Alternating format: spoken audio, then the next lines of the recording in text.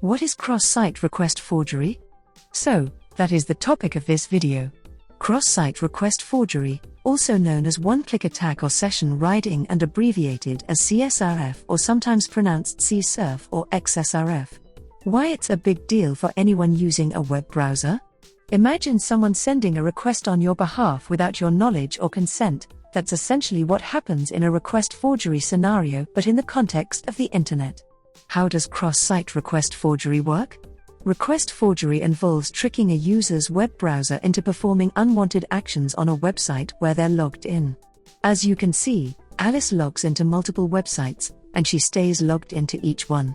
Web browsers use cookies to remember information about Alice's visit and keep her logged in. Request forgery exploits the trust a site has for Alice's browser, potentially leading to unauthorized activities. How does it happen? Alice opened a suspicious web browser, and boom! Invisible script for Alice on that web page forwarded all active cookies to the hacker. I just want to emphasize that Alice just opened the suspicious web page.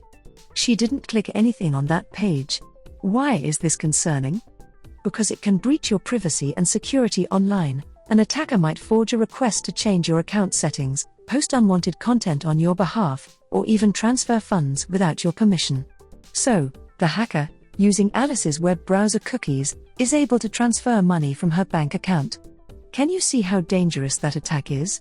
It's like someone stealing your identity to perform actions you would never approve of. This type of attack is particularly dangerous because it can be hard to detect.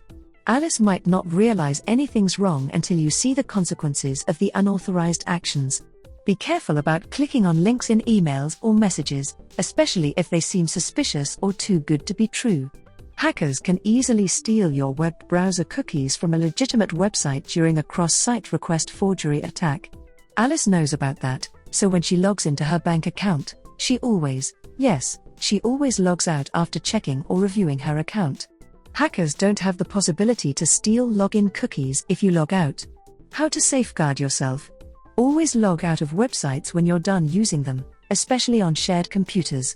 Use browser extensions that provide additional security layers, and keep an eye on account activities for any unexpected actions.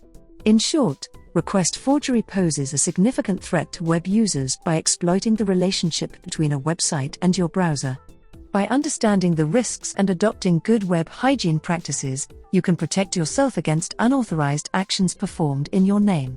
In summary, always log out after finishing the tasks, especially when using internet banking.